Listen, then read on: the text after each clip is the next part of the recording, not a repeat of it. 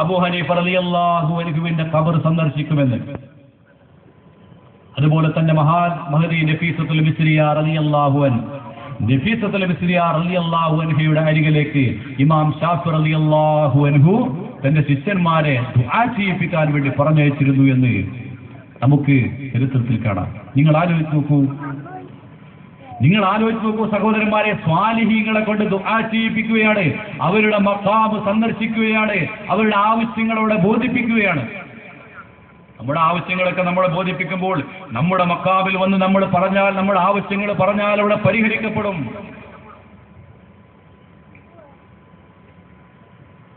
നമ്മുടെ ഏത് വിഷയങ്ങൾ പറഞ്ഞാലും നമുക്കതിന് പരിഹാരമുണ്ടാകും സഹോദരന്മാരെ. പക്ഷേ ഇവിടെയൊക്കെ നമ്മുടെ കാര്യങ്ങളൊക്കെ പരിഗണിക്കപ്പെടണമെങ്കിൽ നമ്മൾ കുറച്ചൊക്കെ അല്ലാഹുവിനെ വഴിപ്പെട്ടുകൊണ്ട് ജീവിക്കുന്നവരാവണം. അല്ലാഹുവിനെ വഴിപ്പെട്ടുകൊണ്ട് ജീവിക്കുന്നവരാവണം. അപ്പോഴേ നമ്മുടെ കാര്യങ്ങളൊക്കെ നമ്മുടെ മഖാമുകളിൽ ചെന്ന് ദുആ ചെയ്യിപ്പിക്കുമ്പോൾ ആ കാര്യങ്ങളൊക്കെ നമുക്ക് സാധ്യമാവുകയുള്ളൂ. നമ്മൾ നമസ്കരിക്കാതെ, നോമ്പ് നോൽക്കാതെ, നല്ല കാര്യങ്ങളൊന്നും ചെയ്യാതെ നമ്മുടെ മഖാമിൽ പോയി ദുആ ചെയ്തു എന്നതുകൊണ്ടൊന്നും നമ്മൾ രക്ഷപ്പെടുകയില്ല. നമ്മൾ നല്ല നല്ല കാര്യങ്ങൾ ചെയ്യണം. അതോടൊപ്പം നമ്മൾ പ്രാർത്ഥിക്കുമ്പോൾ നമ്മുടെ ആ പ്രാർത്ഥനയ്ക്ക് ഉത്തരം കിട്ടും. അഊദു ബില്ലാഹി മിനശ് ശൈത്വാനിർ റജീം എന്ന് പറഞ്ഞാൽ ആട്ടപ്പെട്ട പിശാചിൽ നിന്ന് കാവൽ ചോദിക്കുന്നു എന്നല്ലേ? ഈ ചോദിക്കുന്ന ആൾ തന്നെ പിശാചായാൽ പിന്നെ എങ്ങനെയാ ഉത്തരം കിട്ടുക? അപ്പൊ നമ്മൾ ആദ്യം നമ്മൾ ചെയ്യേണ്ട കാര്യങ്ങളൊക്കെ നമ്മൾ ചെയ്ത് പടച്ച തമ്പുരാന് വേണ്ടി ദുആ ചെയ്യിപ്പിക്കണം. പടച്ച തമ്പുരാന് അവിടെ ചെന്നുകൊണ്ട് അല്ലാഹുവിലേക്ക് കൈകൾ ഉയർത്തി നമ്മൾ ദുആ ചെയ്യുക. സന്തോഷമുള്ള സമയത്ത് പടച്ച റബ്ബിന് വേണ്ടി ഇബാദത്ത് ചെയ്യണം. സന്തോഷമുള്ള സമയത്ത് പടച്ച തമ്പുരാന് വേണ്ടി ഇബാദത്ത് ചെയ്താലേ നമുക്ക് പ്രയാസമുണ്ടാകുമ്പോൾ അല്ലാഹു സുബ്ഹാനഹു വ തആല അത് കേൾക്കുകയുള്ളൂ.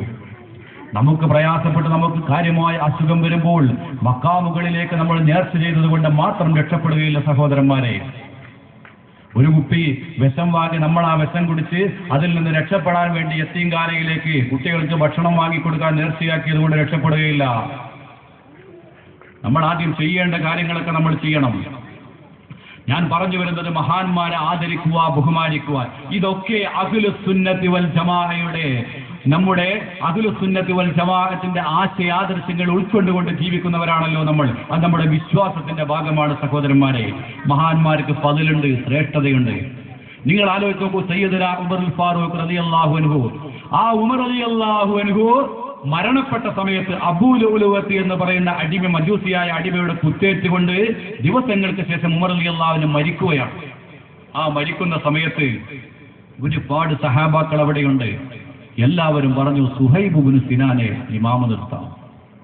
മയ്യത്ത് നമസ്കരിക്കാൻ വേണ്ടി സുഹൈബ് ഇബ്നു സിനാൻ എന്ന് പറയുന്ന സ്വഹാബിയെ നിർത്താം.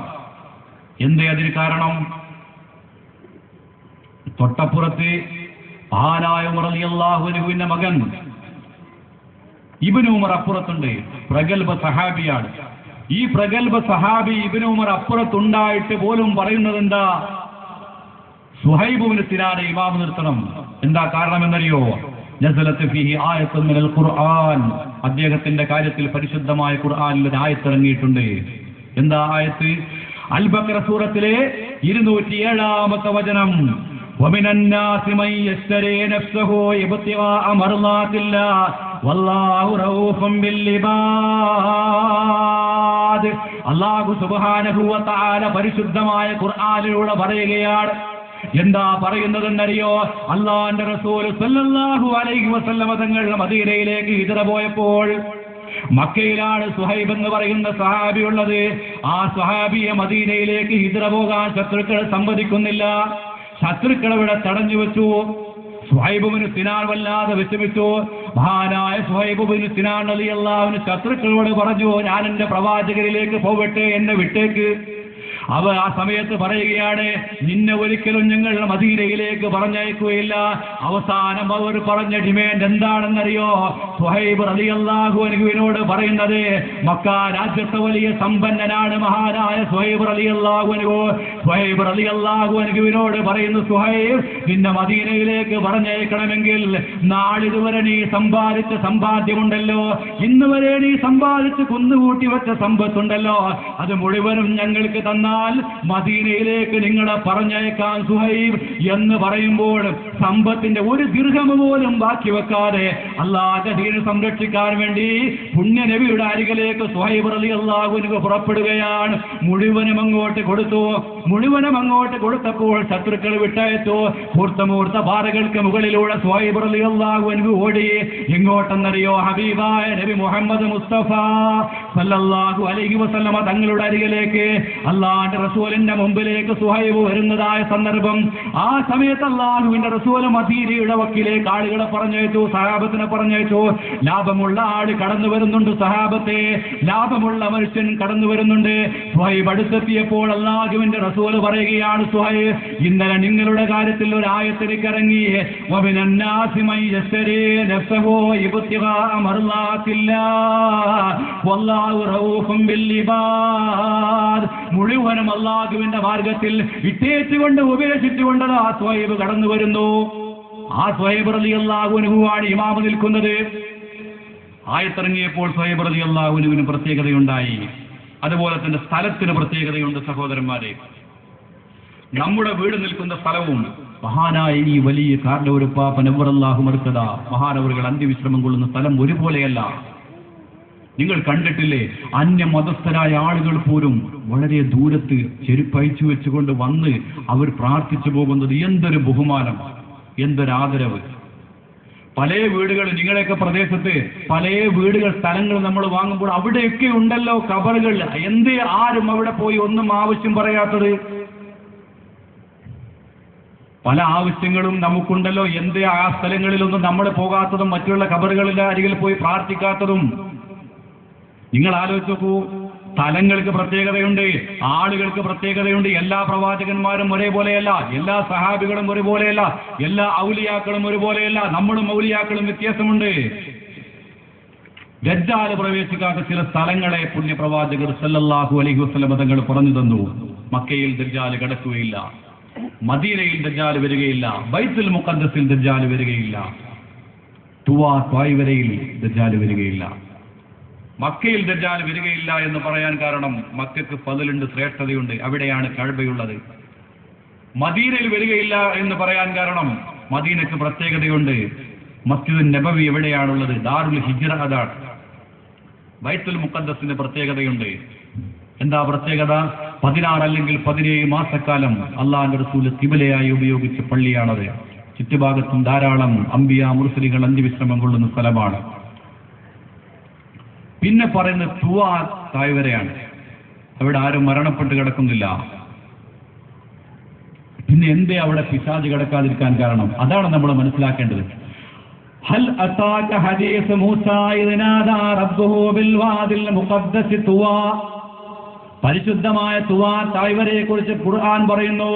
എന്താണ് എന്റെ പ്രിയപ്പെട്ട സഹോദരന്മാരെ, തുവാ താഴ്വരയിൽ ദജ്ജാൽ കിടക്കുകയില്ല എന്ന് പറയാൻ കാരണം അവിടെ പോയി നിന്നാൽ ദജ്ജാലിൽ നിന്ന് രക്ഷപ്പെടാൻ കഴിയുമെന്ന് നൂറ്റാണ്ടുകൾക്ക് മുമ്പ് ഹബീബായ നബി മുഹമ്മദ് മുസ്തഫ സല്ലല്ലാഹു അലൈഹി വസല്ലം തങ്ങൾ പറയാൻ കാരണം എന്താണെന്നറിയോ? അവിടെ ആരും മരിച്ചു കിടക്കുന്നില്ല. ആ സ്ഥലത്തിന്റെ പ്രത്യേകത എന്താണെന്നറിയോ? 70 ചില്ലാനം അംബിയാ മുർസലുകൾ ആടിനെ വെച്ച സ്ഥലമാണത്. 70 ചില്ലാനം അംബിയാ മുർസലുകൾ, പ്രഗത്ഭരായ നബിമാര് ആടിനെ വെച്ച സ്ഥലം. ആ സ്ഥലം പരിശുദ്ധമാണ്. ആടിനെ വെച്ച സ്ഥലം, അവിടെ ദജ്ജാൽ കിടക്കുകയില്ല. ആ സ്ഥലത്തിന് പ്രത്യേകതയുണ്ട്. അല്ലാഹുവിന്റെ റസൂല് 10 കൊല്ലം അങ്ങോട്ടും ഇങ്ങോട്ടും നടന്ന സ്ഥലമാണല്ലോ. മാബൈന ഖബരി മിൻബരി റൗളത്തും മിൻ റിയാദിൽ ജന്ന എന്ന് പറഞ്ഞ ഭൂമിയിലെ സ്വർഗം. സ്ഥലത്തിന് പ്രത്യേകതയുണ്ട്. ഇവർക്കൊക്കെ ഒരുപാട് ഫളലും ശ്രേഷ്ഠതയുമുണ്ട്. ആ രീതിയിൽ അവർ ജീവിച്ചു. ഔലിയാക്കൾ ഇന്നലകളിൽ അങ്ങനെ ജീവിച്ചു. അള്ളാഹുവിന്റെ പരിശുദ്ധ ഖുർആൻ പറയുന്നുണ്ടല്ലോ, ഇൻ ഔലിയാഹു ഇല്ലൽ മുത്തഖൂൻ. അള്ളാഹുവിന്റെ ഔലിയാക്കൾ അവർ തഖ്വയുള്ളവരാണ്. എന്താ തഖ്വ എന്ന് പറഞ്ഞാൽ? നമ്മളൊക്കെ ചിലപ്പോൾ പറയാറുണ്ട്, അയാൾക്ക് നല്ല തഖ്വയുള്ള മനുഷ്യനാണ്, നല്ല ഭക്തിയുള്ള ആളാണ്. എന്താ തഖ്വ എന്ന് പറഞ്ഞാൽ? അള്ളാഹുവിന്റെ കൽപ്പനകൾ അനുസരിക്കുക, അള്ളാഹുവിന്റെ വിരോധനകളിൽ നിന്ന് മാറി നിൽക്കുക. ഇതാണല്ലോ തഖ്വ. അള്ളാഹുവിന്റെ കൽപ്പനകൾ അനുസരിക്കുക. ഒരുപാട് കൽപ്പനകൾ അള്ളാഹുവിന്റെ ഖുർആൻ നമുക്ക് പറഞ്ഞു തരുന്നുണ്ട്. നീ നിസ്കരിക്കണം, നോമ്പ് നോൽക്കണം, സക്കാത്ത് കൊടുക്കണം, ഹജ്ജ് ചെയ്യണം, ഇങ്ങനെ ഒരുപാട് കൽപ്പനകൾ.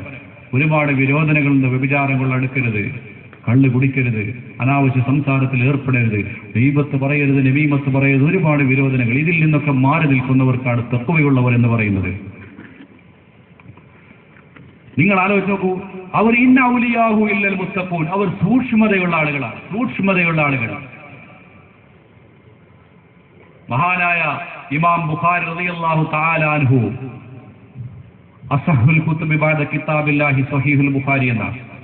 അള്ളാഹുവിന്റെ പരിശുദ്ധ ഖുർആൻ കഴിഞ്ഞാൽ പിന്നെ ഏറ്റവും ശ്രേഷ്ഠതയുള്ളത് സ്വഹീഹുൽ ബുഖാരിയാണ്. ആ ഇമാം ബുഖാരി റളിയല്ലാഹു അൻഹുവിന്റെയൊക്കെ ചില ചരിത്രങ്ങൾ പഠിച്ചാൽ എന്റെ പ്രിയപ്പെട്ട സഹോദരന്മാരെ നമ്മുടെ ഹൃദയം പിടച്ചു പോകും.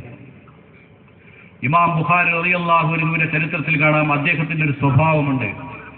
എവിടെ ആരുടെ കയ്യിൽ ഒരു ഹദീസ് ഉണ്ടെന്ന് കേട്ടാലും അങ്ങോട്ട് പോവും, ആ ഹദീസ് രേഖപ്പെടുത്തും.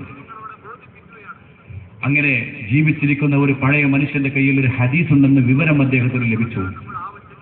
ഇന്നിപ്പോ മംഗലാപുരം അല്ലെങ്കിൽ ബോംബെയിൽ പോയി ഒരു ഹദീസ് കേട്ട് വരിക എന്ന് പറഞ്ഞാൽ ഒരാളുടെ സാമ്പത്തിക ശേഷി അനുസരിച്ചുകൊണ്ട് പെട്ടെന്ന് പോയി വരാം. ആ കാലഘട്ടത്തിൽ ഇത് പറ്റില്ല. ഒട്ടകപ്പുറത്ത് യാത്ര ചെയ്യണം, അല്ലെങ്കിൽ നടന്നു പോകണം. ആ കാലഘട്ടത്തിൽ മഹാനായ ഇമാം ബുഖാരി റളിയല്ലാഹു അൻഹു തന്റെ ശിഷ്യന്മാരും നടന്നുപോയി. ഒരേ അങ്ങ് നടന്നെത്തി.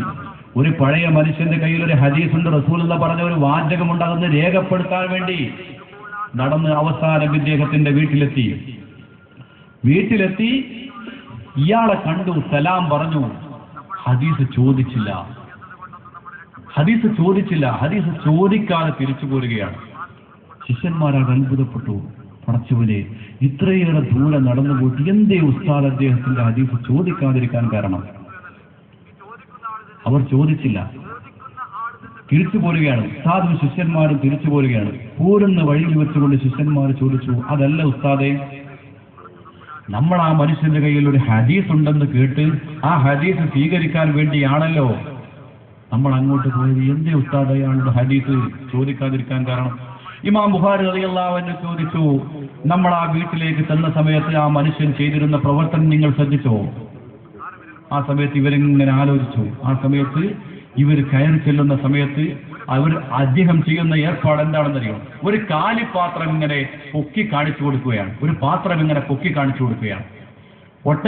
ഓടിപ്പോയ ഒട്ടകത്തിനെ കൂട്ടിലേക്ക് വിളിക്കാൻ വേണ്ടി ഒരു കാലിപ്പാത്രം ഇങ്ങനെ പൊക്കി കാണിച്ചു കൊടുക്കുകയാണ്. ഇമാം ബുഖാരി റളിയല്ലാഹു അൻഹു ചോദിച്ചു, ആ പാത്രത്തിൽ എന്തെങ്കിലും ഉണ്ടായിരുന്നോ? അവർ പറഞ്ഞു, ശരിയാണ്, പാത്രത്തിൽ ഒന്നുമില്ലാത്ത ഒരു പാത്രമാണ് പൊക്കി കാണിച്ചു കൊടുക്കുന്നത്. ആ സമയത്ത് ഇമാം ബുഖാരി റളിയല്ലാഹു അൻഹു പറഞ്ഞു, ഇത് തന്നെയാണ് ഞാൻ ആ മനുഷ്യന്റെ കയ്യിൽ നിന്ന് ഹദീസ് സ്വീകരിക്കാതിരിക്കാൻ കാരണം. ചെറിയ ഒരു കളങ്കം. എന്താ കണ്ടത്? ഒരു കാലിപ്പാത്രം കാണിച്ചു കൊടുത്തുകൊണ്ട് മിണ്ടാൻ കഴിയാത്തൊരു ജീവിയെ വിളിക്കുകയാണ്. മഹാനായ ഇമാം ബുഖാരി റളിയല്ലാഹു തആല അൻഹു പറഞ്ഞു, ഇത് തന്നെയാണ് ഞാൻ ആ മനുഷ്യന്റെ കയ്യിൽ നിന്ന് ഹദീസ് സ്വീകരിക്കാതിരിക്കാൻ കാരണം. മിണ്ടാൻ കഴിയാത്ത ഒരു ജീവിക്ക് ഒരു കാലിപാത്രം കാണിച്ചു കൊടുത്തുകൊണ്ട് വഞ്ചിക്കുന്നവരിൽ നിന്ന് ഒരു ഹദീസ് സ്വീകരിച്ചുകൊണ്ട് വിശ്വാസത്തോടുകൂടെ മുസ്ലിം ഉമ്മത്തിന് മുന്നിൽ എഴുതി വെക്കാൻ എന്നെ കൊണ്ട് കഴിയില്ല. മിണ്ടാൻ കഴിയാത്ത ഒരു ജീവിക്ക് ഒരു കാലിപാത്രം കാണിച്ചു കൊടുത്തുകൊണ്ട് വഞ്ചിക്കുന്നവരിൽ നിന്ന് ഒരു ഹദീസ് സ്വീകരിച്ചുകൊണ്ട് വിശ്വാസത്തോടുകൂടെ മുസ്ലിം ഉമ്മത്തിന് മുന്നിൽ എഴുതി വെക്കാൻ എന്നെ കൊണ്ട് പറ്റില്ല. നിങ്ങൾ ആലോചിച്ച് നോക്കൂ. അങ്ങനത്തെ ബുഖാരിയിലാണ് ചില ഹദീസുകളൊക്കെ തള്ളപ്പെടണമെന്ന് ബിദഅത്തുകാർ പറയുന്നത്. ആലോചിക്കണം നമ്മൾ. ഈ രീതിയിൽ സൂക്ഷ്മത പുലർത്തിയ ആളുകൾ. മഹാനായ ബഹുമാനപ്പെട്ട ഇമാം ഹസൻ ബസ്രി റളിയല്ലാഹു തആല അൻഹു അദ്ദേഹത്തിന്റെ ചരിത്രത്തിൽ കാണാം. ഹാത്തമുൽ അസ്സം റളിയല്ലാഹു അൻഹു അദ്ദേഹത്തിന്റെ ചരിത്രത്തിൽ കാണാം. ഹാത്തമുൽ അസ്സം മരിക്കുന്ന സമയത്ത് 9 മക്കളുണ്ടായിരുന്നു. 9 മക്കൾ. ആ 9 മക്കളെ ഇങ്ങോട്ട് അടുത്ത് വിളിച്ചു. എന്നിട്ട് പറഞ്ഞ, മക്കളെ, നിങ്ങളോടൊരു ഉപദേശം എനിക്ക് ചെയ്യാനുണ്ട്. ഉപ്പ പറയുകയാണ്, മക്കളെ, നിങ്ങളോട് അവസാനമായ ഒരു ഉപദേശം എനിക്ക് ചെയ്യാനുണ്ട്. എന്താ ഉപദേശം എന്നറിയോ? 9 മക്കളെ വിളിച്ചുകൊണ്ട് പറയുകയാണ്, മക്കളെ, ഇന്നൽ മാലൽ ഹറാമ ഖിത്അത്തും മിൻ നാരി ജഹന്നം ഇദാ ദഖല ഫിൽ ബൈതി അഹറകൽ ബറകത ഫീഹി. ഇന്നൽ മാലൽ ഹറാമ, ഹറാമിന്റെ മുതൽ ഖിത്അത്തും മിൻ നാരി ജഹന്നം, നരകത്തിന്റെ ഒരു കഷ്ണമാണ് മക്കളെ.